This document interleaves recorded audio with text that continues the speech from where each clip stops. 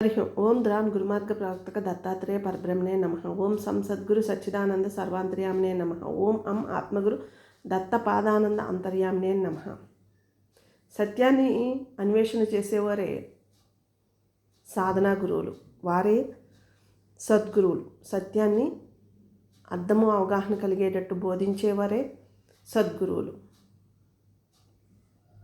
ఈనాడు భూమి మీద జ్ఞాన గురువులు, బోధ గురువులు, సాధనా గురువులు, సద్గురువులు సర్వాంతర్యామి యొక్క తత్వాన్ని బోధించే అంటే మనం మానవ జన్మ ఎందుకు తీసుకొచ్చామని అర్థమయ్యేటట్టు బోధించేవారు సర్వాంతర్యామి యొక్క తత్వం, వారే ఆత్మగురువులు.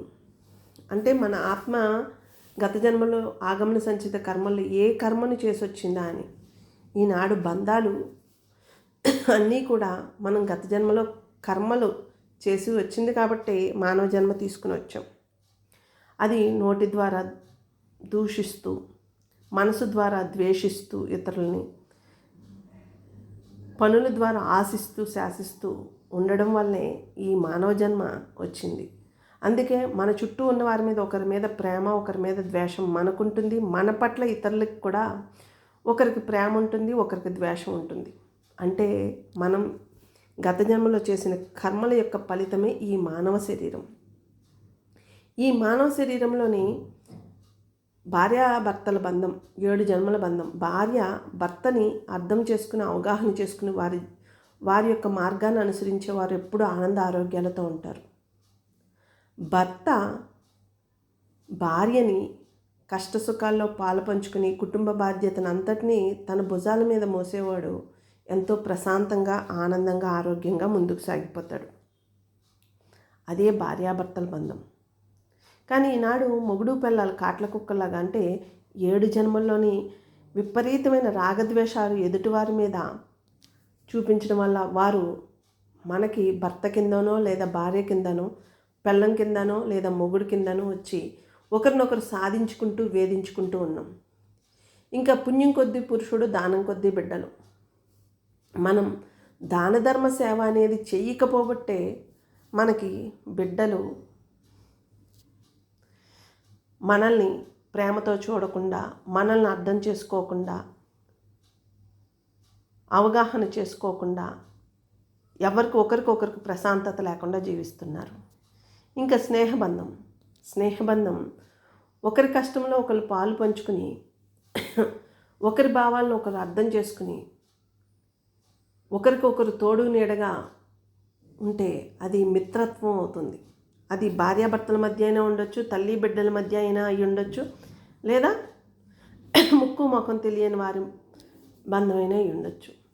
ఇలా బంధాలు మనకి 7 జన్మల బంధం, 3 జన్మల బంధం అని పెంచుకుని పోషించుకుని వచ్చిన తర్వాత దైవాన్నో గురువును ఆశ్రయిస్తే ఆ బంధాల నుంచి విముక్తి జరగదు. ఆ బంధాలలో మనం ఎవరిని ద్వేషిస్తున్నాం, ఎవరిని దూషిస్తున్నాం అని మన జీవితం పట్ల, మన నోటి పట్ల, మన ఆలోచన విధానం పట్ల, మన పని పట్ల ఎవరిని ఆశిస్తున్నాం, ఎవరిని శాసిస్తున్నాం అన్నప్పుడే ఈ బంధాల నుంచి విముక్తి కలుగుతుంది. అప్పటి వరకు కూడా బంధాలకు విముక్తి కలగదు. మళ్ళీ ఈ జన్మలో చేసిన మాట ద్వారా దూషించడం, మనసు ద్వారా ద్వేషించడం, ఇతరుల నుంచి ఆశించడం, శాసించడం, ఆస్తులని పాస్తులని పెంచి పోషించుకుంటూ ప్రశాంతత అనేది లేకోకుండా ఉంటే అది మరుజన్మకి దారితీస్తుంది. ఈనాడు పడిన కర్మే ఆనాడు పడాల్సి వస్తుంది. ప్రతి ఒక్కరం కర్మలతో ఇసిగిపోయి, వేసారిపోయి, ఎందుకురా ఈ మనుషుల మధ్య వచ్చి పడ్డానా అనుకుంటున్న వారమే.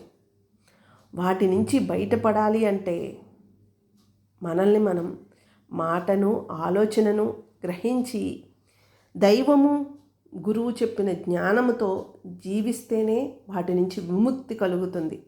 లేదా ఈనాడు చేసుకున్న కర్మకి బిడ్డల రూపంలో ఇంకా చేస్తున్నామంటే బిడ్డల రూపంలో కూడా మనకి ఒత్తిడే మిగులుతుంది. ఎందుకంటే మనల్ని గమనించేది మన బిడ్డలే.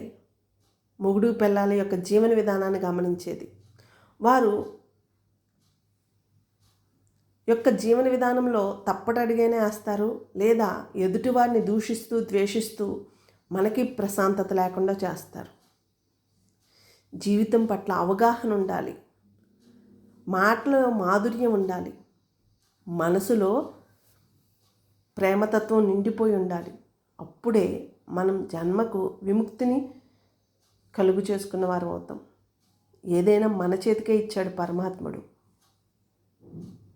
అందుకే ఈనాడు జ్ఞాన గురువులు, బోధ గురువులు, సాధనా గురువులు, ఆత్మగురువులు, సద్గురువులు సర్వాంతర్యామి యొక్క తత్వాన్ని బోధించే మహాత్ములు కూడా భూమి మీద ఉన్నారు. వారిని చూసి నేర్చుకుంటూ మార్చుకుంటూ ఉంటే మన జన్మ ధన్యమవుతుంది. లేదా ఒక్కసారి అందరము అద్దం ముందుకెళ్ళి చూసుకుందాం. మన శరీరం పెలుసుబారిపోయింది, శ్వాస అనేది ఎక్కడ ఉందా అని గమనించలేకుండా ఉన్నాం, మాట ఎలా మాట్లాడుతున్నామా అనేది గ్రహించలేకుండా ఉన్నాం, పనిని ఎలా చేస్తున్నామా అని కూడా ఉన్నాం. ఎదుటివారిని ఇలానే ఉండాలి ఆశించేవారు ఉన్నారు, శాసించేవారు ఉన్నారు. అవి మనకే ప్రశాంతత లేకుండా చేస్తాయి. ఇప్పటికే ప్రశాంతతను కోల్పోయాం. ఎందుకు బతుకుతున్నామా అని మన మీద మనకు విరక్తి, లేదా ఎదుటివారి మీద విరక్తి, ఏదైనా మనకి మరుజన్మకే దారితీస్తుంది. మనల్ని మనం తట్టి లేపుకుందాం. మన మాట ఎలా ఉందో గ్రహిద్దాం, మన పనితీరు ఎలా ఉందో గ్రహిద్దాం, మన ఆలోచన తీరు ఎలా ఉందో గ్రహిద్దాం. జీవన్ముక్తిని పొందుదాం.